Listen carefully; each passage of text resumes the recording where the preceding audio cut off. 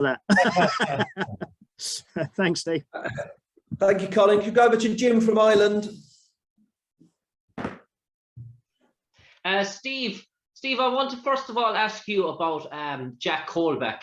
Jack, he seems to be around for a long time, but in people's eyes, we still remember him as a Sunderland and Newcastle sort of player. He's 32 now. Since you arrived in Nottingham Forest, when you heard the team that you were going to work with, was Jack a player that really jumped out at you straight away in terms of where he's been and the level he's played?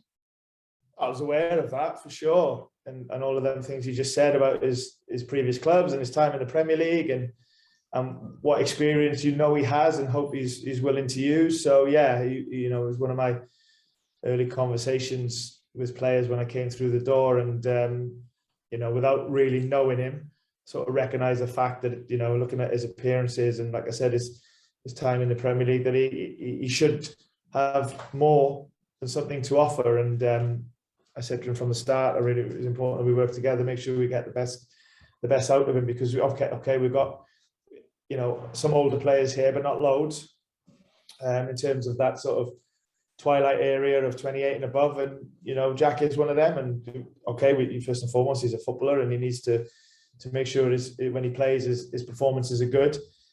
But if he can help people around him as well, then he is a demanding guy. He is a challenging guy in the dressing room, and will very much try and get the best out of people. I think that's important, because you need that.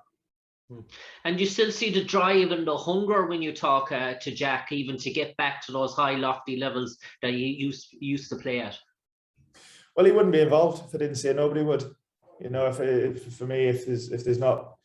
there's no desire or commitment or attitude to high performance, then they won't feature at all. So not just with Jack, with everybody.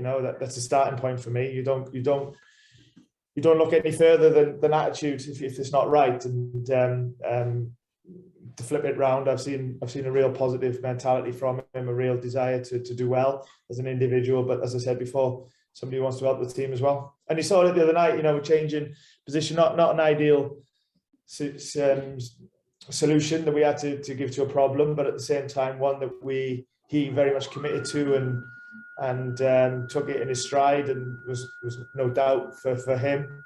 And we were glad of that, because we knew what we were and weren't going to get from him in the game, and it proved to be exactly that. And for that game in particular, we took it.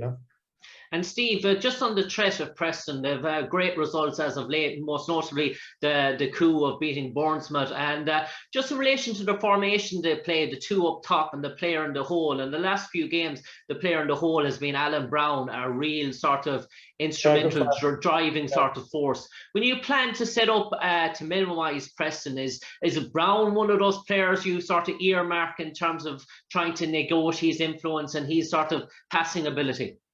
Yeah, I'm aware of Brown. He's a good player and been a good player for Preston for sure for a few years now. So I say quite a lot, Jim, that we always respect the opponents. We try and know exactly what they are and aren't, and use our way and our game plan to approach the game. So this will be no difference for this one. As you said, Preston come here on the back of some good results. A sort of ready-made set of players to really compete at this level, and have done so for a while now, and we have to respect that. But we're not in a Forest, we're at home. We know what it takes to play well and win, and that's all where our focus is.